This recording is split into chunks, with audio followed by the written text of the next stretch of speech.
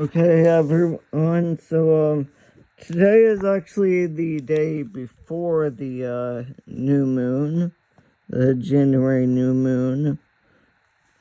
So yeah, I'm doing the letter of intention a day before. But it's occurring on January 18th at I believe like 2:30 p.m. something like that. But I don't really know exactly what I'm doing tomorrow, or I just want to get out of the way, so.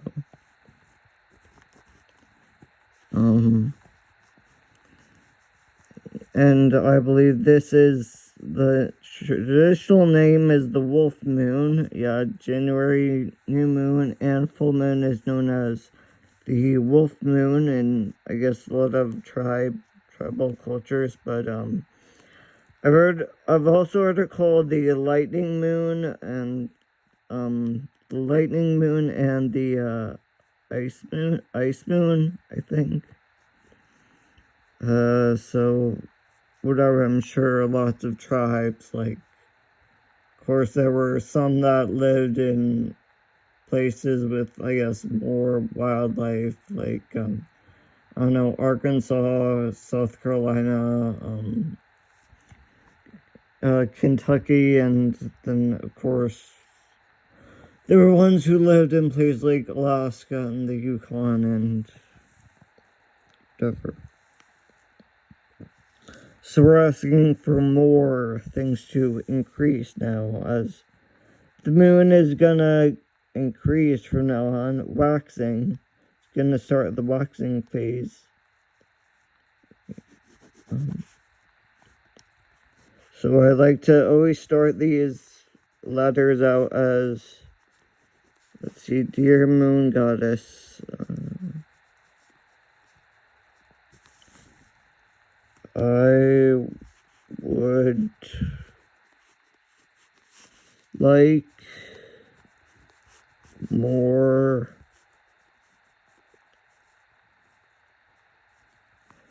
and this is the new moon is in Capricorn, or at least that is the nearest constellation to its current position. And the thing about Capricorn is it's actually the smallest of the smallest of the zodiacal constellations. It measures just 414 square degrees. And it's actually a pretty faint constellation. Faint, so you would need to be, in order to see it, it's probably best to be in an area with very, very little light pollution, very dark skies. So when I want more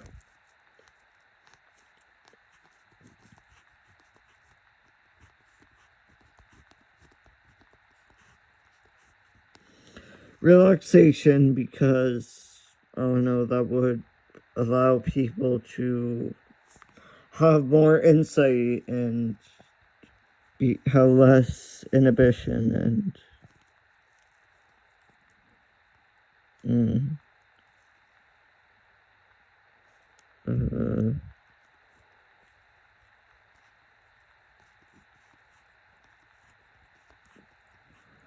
balance, because, I don't know, being non-balanced is not good.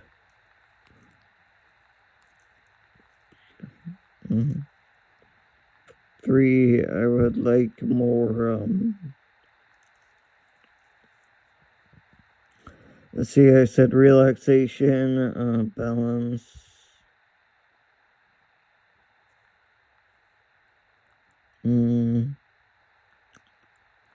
Something we want more of.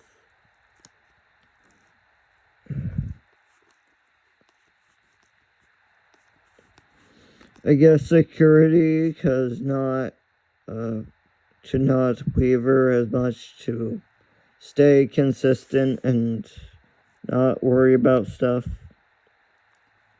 Guess that's good. 4, you want more,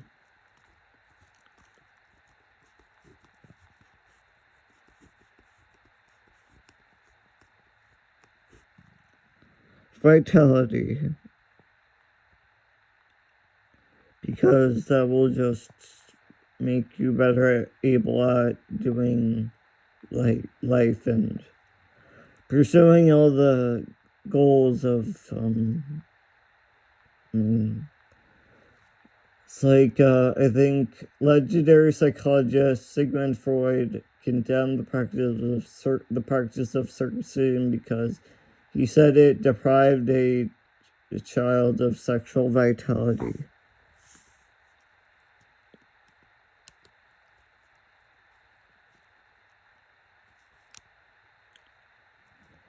And vitality is, I don't know, it definitely helps one live and be ageless, to be strong and resilient and stuff. So let's see, what else do we want more of? We want more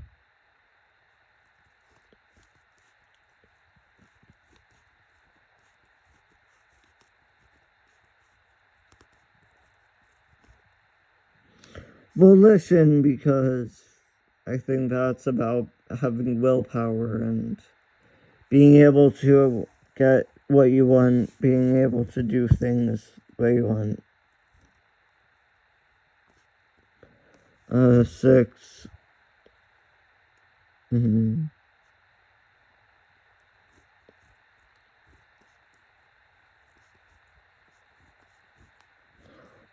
More wealth, because, well, me, to be honest, I'm not really that, I don't see myself as that wealthy, and plus you can never have enough, and I guess that helps with the security thing, and being able to donate to charities without worrying whether you're like gonna have enough to whatever, for groceries or pay for your sister's wedding, or I don't know, get clothes or whatever, or get the new job you want or whatever. Yeah, I'm sure it helps with donating to charity, and also the disparity between wealth. Like, there's the super class, the very wealthy people who are like celebrities, or like Pink and Marilyn Manson and Tom Cruise and people like that, who they have like probably millions, billions.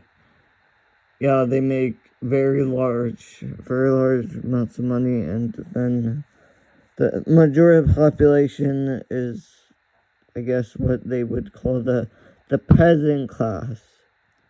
So the Middle Age is the same economic situation from the Middle Ages, where there were the peasants who they had to work for a living, like they grew their own food, like, yeah, that's really the only way they could get food, by growing it, by gardening. And then there were the people who were wealthy enough to have lawns where all they grew is grass, which you can't eat. It was just a way for the really wealthy people, the clergy and the aristocrats, the nobility, to show off, hey, we have so much money, we can just buy food, we don't need to grow it. So, by growing just grass, which is not useful at all, then, and so the wealthy people were, I don't know, pretty evil, because they had way more than they needed, and they didn't share at all. Well, some of them shared sometimes.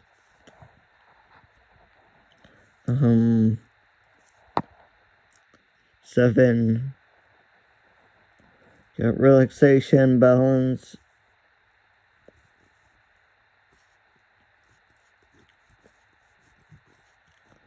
Let's say order, because I know disorderliness, or being having chaos and having things a mess is well, that sort of relates to litter, which is obviously disorder, and I've just noticed like the hoarding thing is becoming more of a problem. There are more people who are becoming hoarders, and I've seen some friends with their car or their bedroom is very not orderly. It's chaos. I think that would help the world. That would help a lot.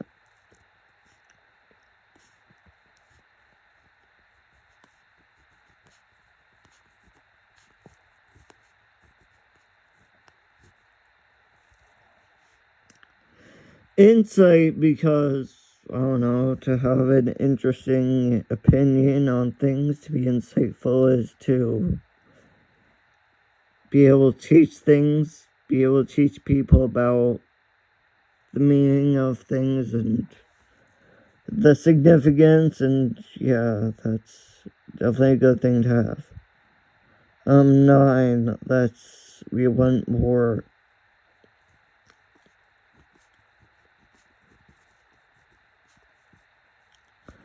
clarity, because that's kind of the opposite of ambiguity. So to have things not as ambiguous, to be able to make it clear, to have strong feelings about things and not always waver in the middle.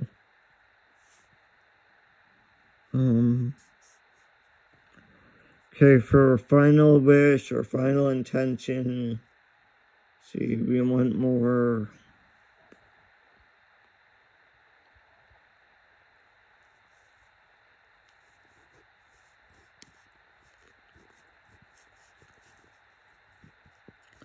talent. I'm saying talent because it is.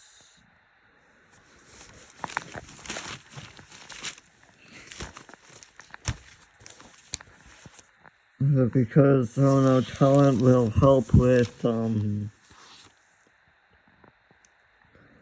I'm doing pastels. I'm doing a project where I make pastel drawings, so being able to, I guess, get things to work the way you want them, or whatever, that's helpful. Talent. I've never been in a talent show at school, but I don't think I've ever watched one either, but whatever.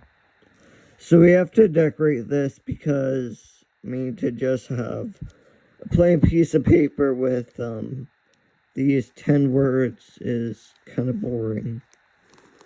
No one's gonna care much about it. So the Ankh first. No, the Ankh looks like. Yes, that's the Ankh.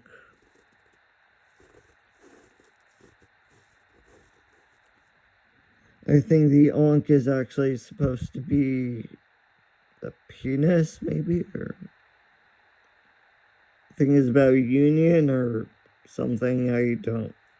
Protection or whatever. It was an amulet that people carried around, so yeah, I guess protection.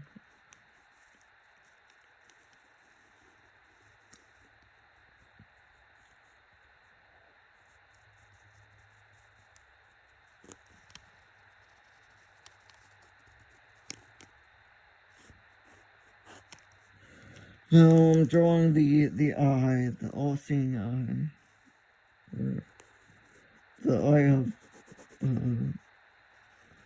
whatever. Horus. I know Horus is the younger one. Horus was supposed to be the son or the child of, I think, Isis and Osiris.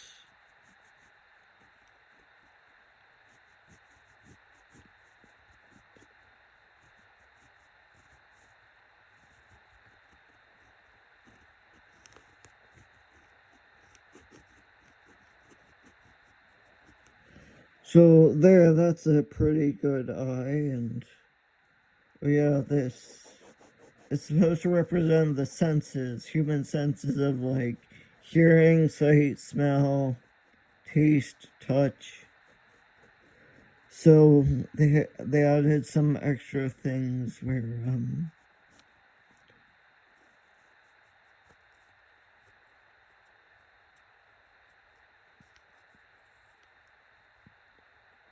there's a curly thing at the bottom, which is things supposed to represent taste and the tongue, and thing this corner of the eye is like thought, consciousness, thought, and obviously the eye is seeing, vision, and I think this one is touch, and I think smell is over here, and I mean, don't quote me on that because I'm not really a scholar on that, so I don't really. Sorry, I don't know if that is accurate or.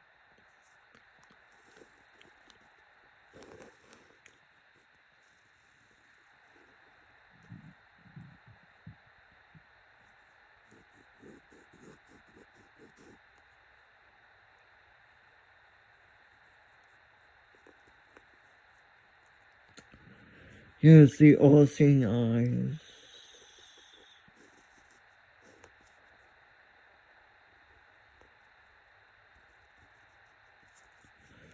It looks something like that. Let's see what else.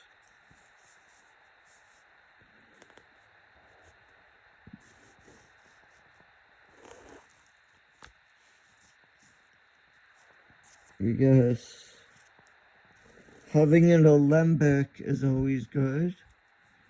Yeah, because that sigil means alembic. That is a sign for an alembic, and if you don't know, an alembic is the water purification device that was used by alchemists.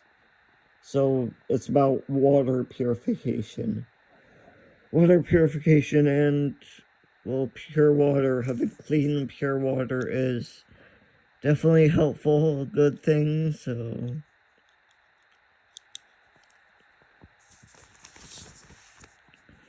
And over here I am going to.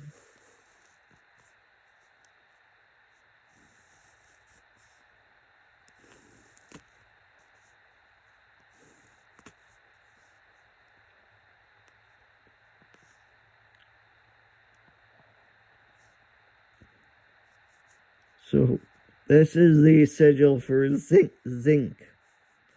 Zinc, like the nutrient, so well, it is a nutrient, so I'm sure that it is helpful. I'm sure you can't, well, you probably can't have too much zinc, but I don't know, on a vegan diet, I guess it is one of the more common deficiencies or whatever. It's good to decorate and whatever. I'm decorating.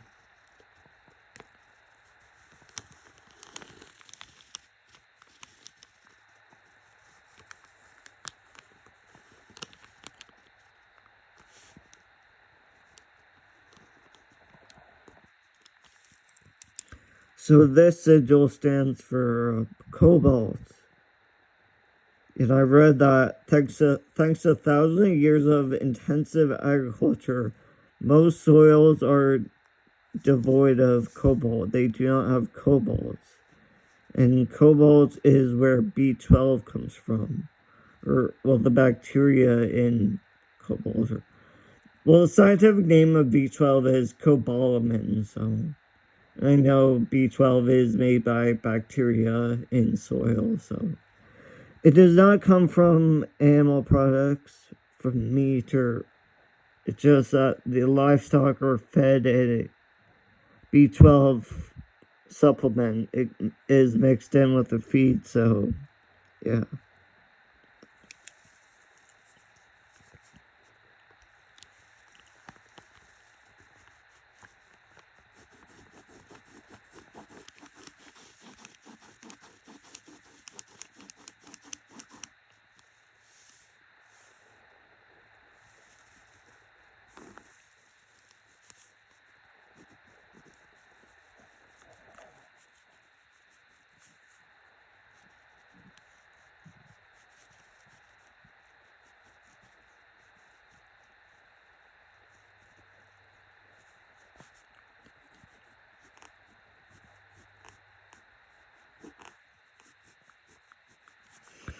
Now, this is the sigil for antimony. Antimony was I think, amalgam of metals that was created by Isaac Newton. Yeah, Isaac Newton was the first one to create antimony, and sorry, don't know too much about it, but I think it's part lead and, I don't know, I guess alchemy is about metals and,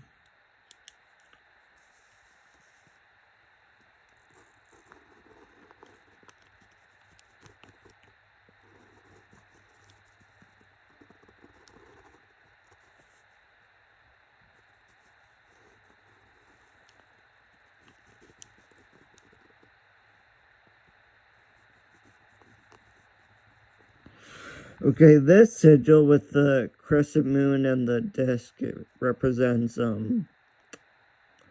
platinum, which is the highest album when, I guess, singers and songwriters release an album. Having it go platinum is definitely, they like that. Now, I need to remember Capricorn, this full moon, or new moon. This new moon is about Capricorn. Well, the actual constellation is called Capricornus. So in astronomy, it's Capricornus, but Capricorn is the zodiacal astrology thing. I guess that's just referring to the mythology part. And let's see, the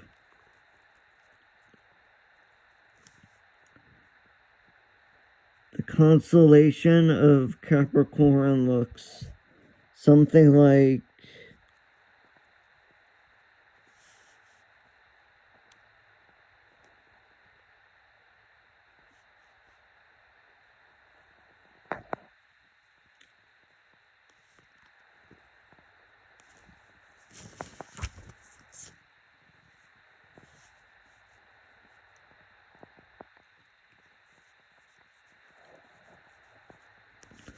something like this.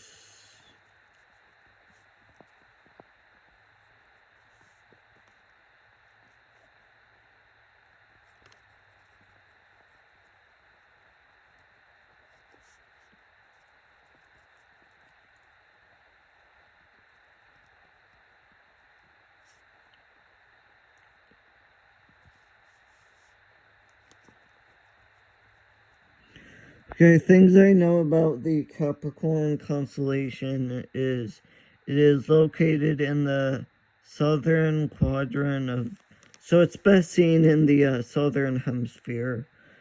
But if you're like most people or in the northern hemisphere, it can best be seen in August, September, and October.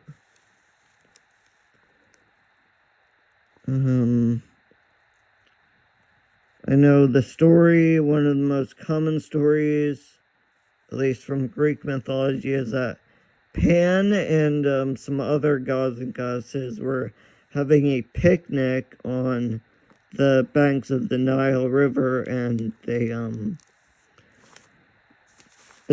this monster Typhon emerged from the water and tried to attack them. So as the gods and goddesses were running away, they changed themselves into animals, but Pan was so frightened, so scared that he couldn't decide which animal to become. So he was, I think, bottom part was a fish and the top part was a goat. So that's, yeah, they say Pan panicked when he couldn't think of an animal to turn into. So I'm pretty sure that's the origin of the word panicked, and well, there are tons and many other stories about it, and I know the only messier object within this constellation is M30, which is a globular cluster of stars, which I believe is 27,000 light years away. And again, this is a pretty faint constellation. Pretty faint constellation. It only has one star that is below 3 magnitude. And we'll remember that in the magnitude of stars, the lower the number, then the brighter it is. So the brightest star is called Deneb, I believe. Deneb al-Gedi or something like that. And I believe that's like 39 light years away from Earth.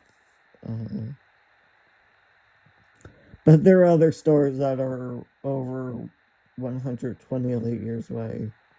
And up to 690 light years away. And so again, Capricornus is the smallest zodiacal constellation, and I believe the closest planet is Saturn. So it's heavily associated with Saturn, and I guess I'll also put the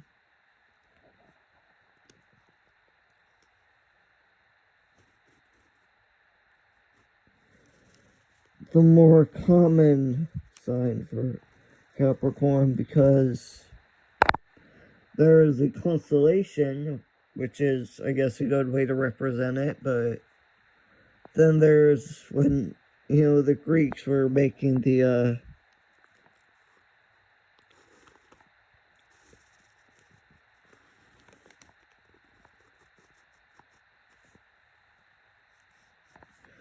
yes, I believe it looks something like this.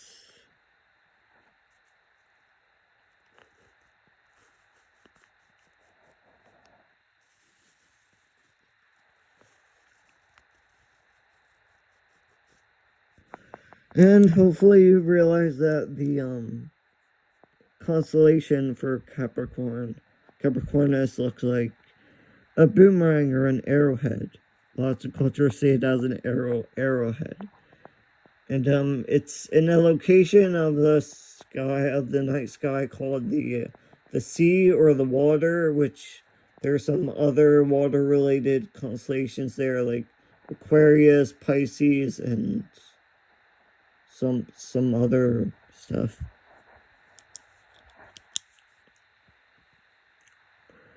So I wanna put in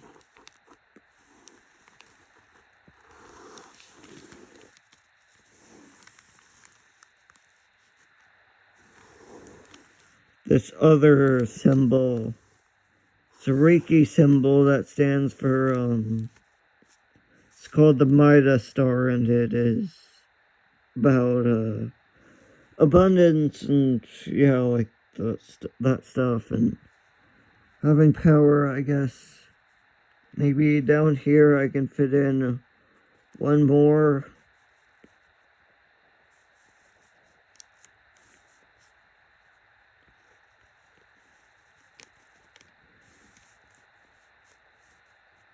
Sigil for nutrition. That's the sigil for nutrition. And let's see, is there any other things I could put in? Do we have space? I guess over here we kind of have some space. Yeah, I'm going over I just want to fit in this. It's a sigil for the Angel of Anea.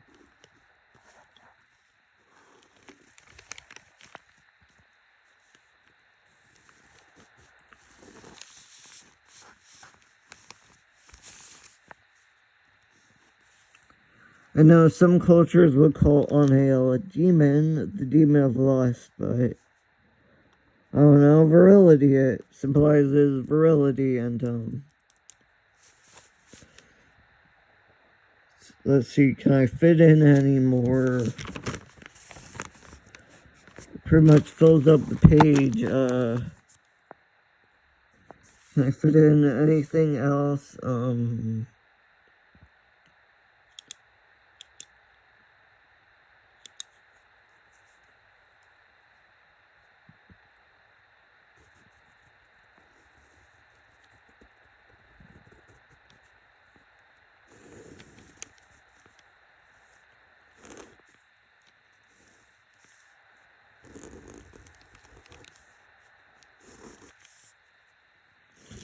Okay, I'll put in this, snowflake type sigil, because this actually means anil, or anil, which is an action, not a noun. It's an action. It means to heat things, to heat metal so that it can be malleable and you can change it and stuff. And so that's my letter of intention for the January 18th new moon in Capricorn, the wolf moon. So thank you for watching, and I hope you got something out of this.